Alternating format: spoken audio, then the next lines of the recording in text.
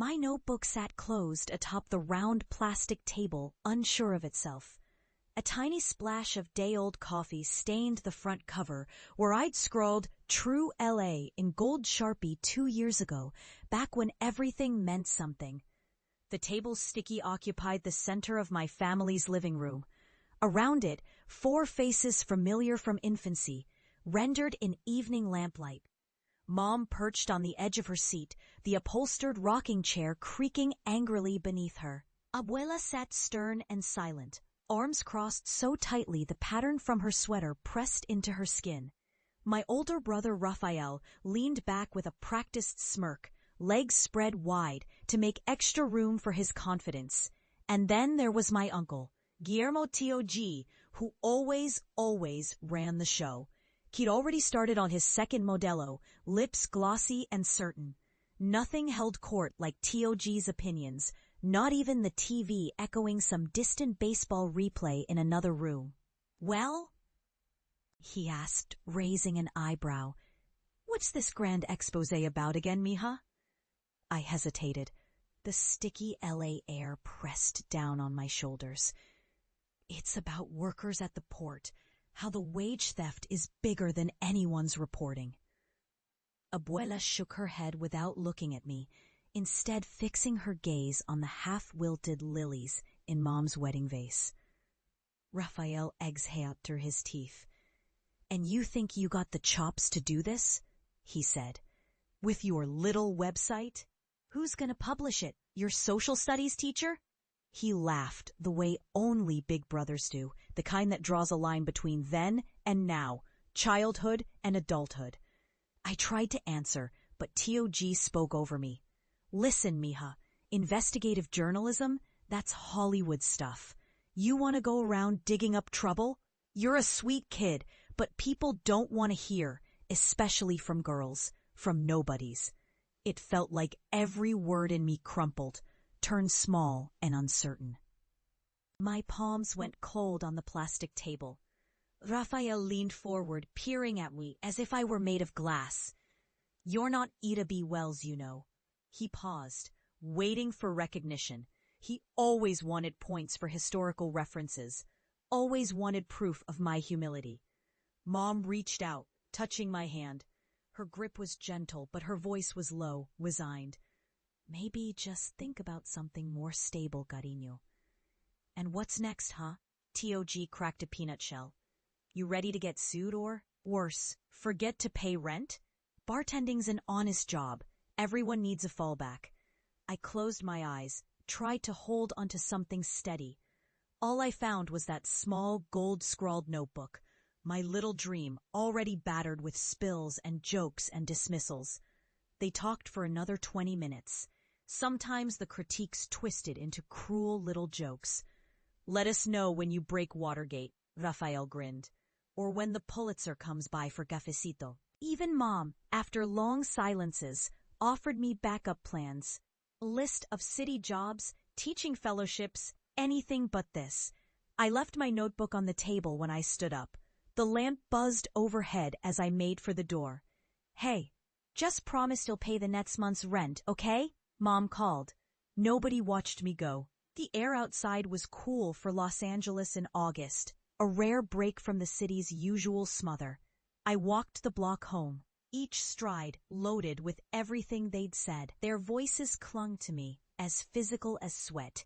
"You're not." I went to bed ignoring the texts that trickled in. "Sorry, we just worry. Love you no matter what. Don't forget the trash cans tomorrow." Grief met me in the morning. It wasn't loud or angry. It was quiet, persistent, a small, hard ache that made even the light through the curtains seem like too much.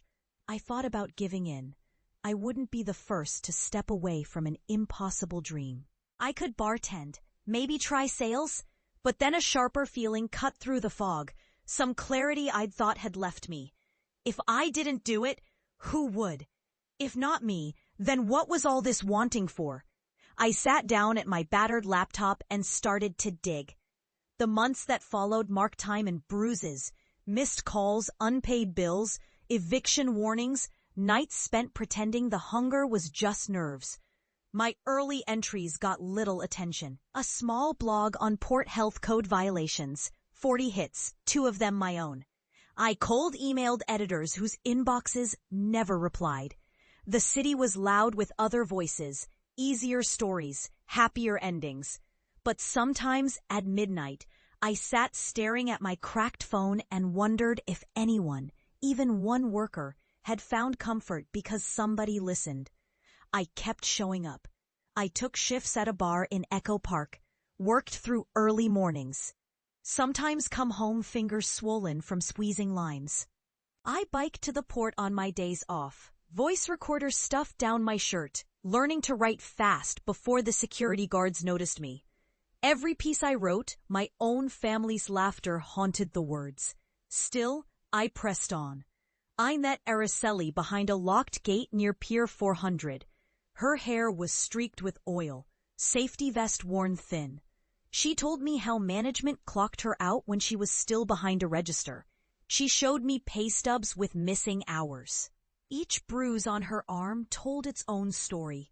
She never used her last name in print, and I didn't blame her. "You're different," she said quietly, watching me jot notes. "Most people don't care, especially girls from here." The clarity returned then, fiercer than before.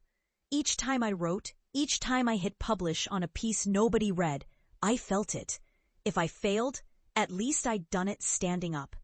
Then it happened, though nobody in my family could have predicted how.